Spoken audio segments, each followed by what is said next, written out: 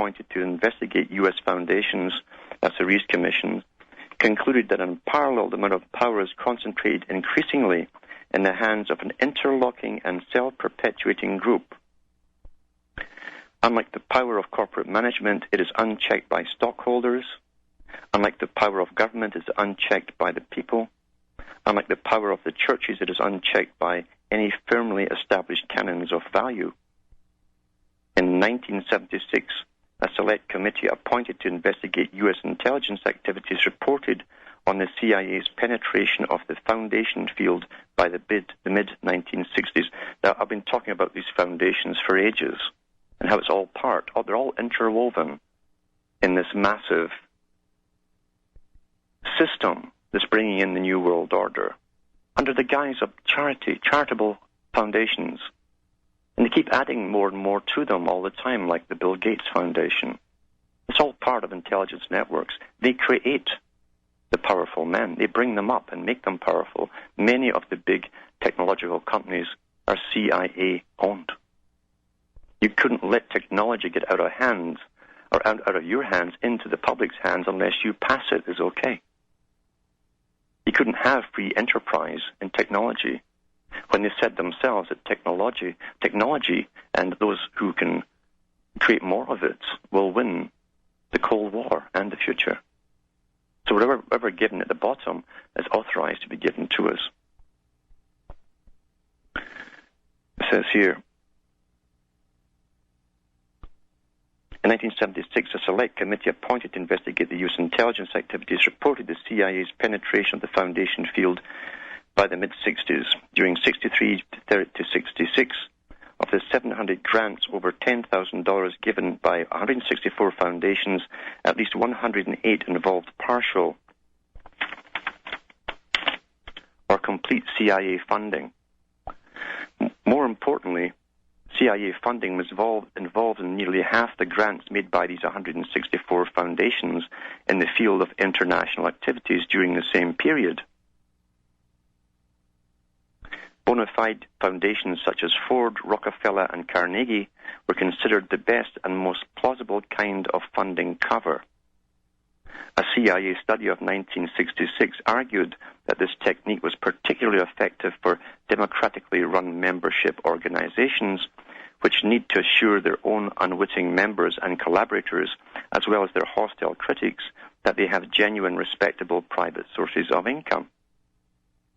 Certainly allowed the CIA to fund a seemingly limitless range of covert actions, programs affecting youth groups, labor unions, universities, publishing houses, and other private institutions from the early 1950s. There was a cover branch at CIA whose job it was to help provide cover, like the foundations we use for operations, Braden explained. I paid no attention to the details. The finance department would handle it and talk to the cover officer. It was just a mechanism which she used. The Farfield Foundation was one of them. I don't know the names of all of them, I can't remember, but it was a crisscross of money. There was never any danger of the CIA running out of money. The crisscross of money filtered its way through a raft of host foundations. See how it works? Remember that 1,000 points of light that Bush Sr. talked about when he gave his New World Order speech? He was talking about the foundations and the NGOs they control, the non-governmental organizations. At the beginning of the talk, I talked about how the Soviets had one thing, and that was the perfection, the ability of organization. They could organize. And the CIA were doing exactly the same thing, using those same techniques.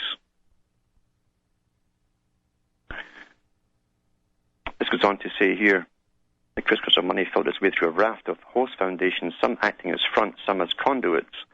Known to have wittingly facilitated CIA funding passes were over 170 foundations, including the Hoblitzell Foundation, which is a pass-through for the Farfield, the Litor Foundation, a donor to the Farfield, the Miami District Fund, another donor to the Farfield, the Price Fund, which was a CIA dummy, the RAB Charitable Foundation, which received CIA money from the phony Price Fund, then passed it to the Farfield, the Vernon Fund, like the Farfield, a CIA dummy front with a rubber stamp board of directors, and the Whitney Trust. On their board sat the cream of America's social, financial, and political establishment. Not for nothing did these foundations announce themselves as private. Later, the joke was that if any American philanthropic or cultural organization carried the words free or private in its literature, it must be a CIA front.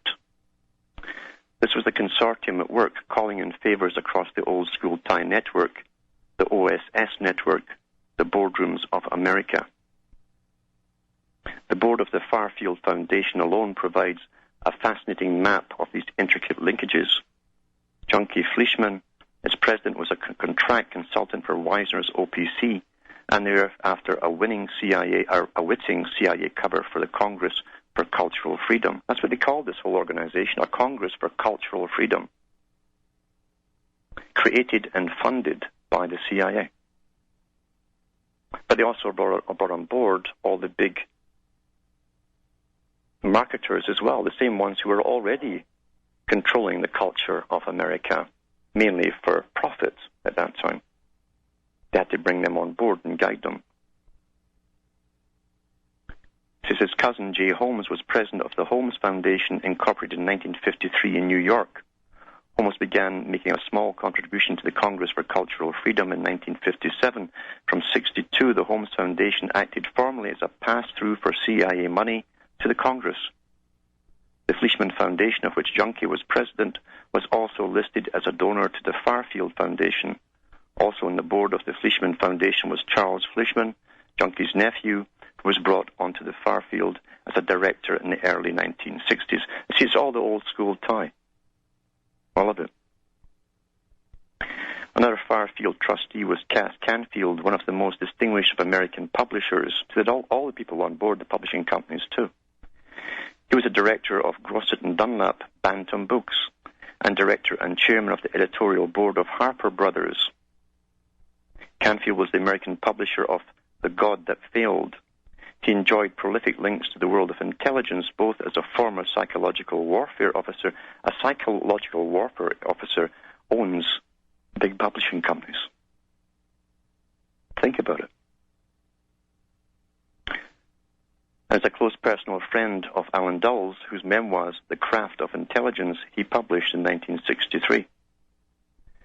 Canfield had also been an activist and fundraiser for the United World Federalists in the late 1940s. You think it was the communists who were trying to take over the world?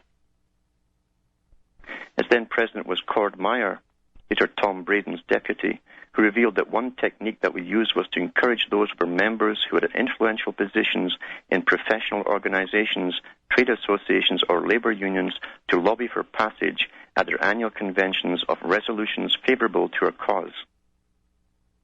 I've always mentioned how you got to be careful of groups and associations that you join.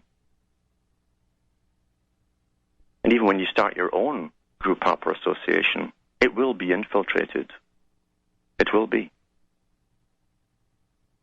And eventually someone will rise to the top that you'll all like, that will lead you off into the same direction that we're supposed to go in. And that's where we're supposed to go, is the United Nations, where we debate everything there and put it on the table. In 1954, Canfield headed up a Democratic Committee on the Arts. He was later one of the Democratic Committee founding members of ANTA, American National Theatre Academy, reactivated in 1945 as the equivalent of the Foreign Affairs branch of American theatre, alongside Jock Whitney, another partner of the CIA's quiet channels. Canfield was a friend of Frank Platt, also a Farfield director and a CIA agent. In the late 60s, Platt helped Michael Joselson. He's quite the character. He goes right through his whole personality in this book. Get a job with Canfield at Harper's. Canfield was also a trustee of the France-America Society, alongside C.D. Jackson, Grayson Kirk, president of Columbia University, David Rockefeller, and William Burden, who was its president. William Armistead Moal Burden, as well as being president of the France-America Society, was a director of the Farfield. A great-great-grandson of Commodore Vanderbilt, Burden was key presence in the American establishment. He was a member and director of the Council on Foreign Relations.